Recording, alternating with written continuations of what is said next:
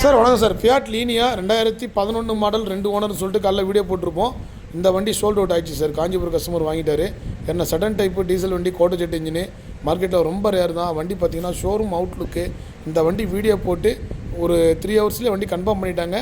வண்டி டெலிவரி எடுக்கிறாங்க. நிறைய கஸ்டமர் அந்த வண்டி கேட்டிருந்தீங்க, வெளியூர்லேருந்து வரேன்னு சொல்லிட்டு. வண்டி விற்பனை ஆயிடுச்சு.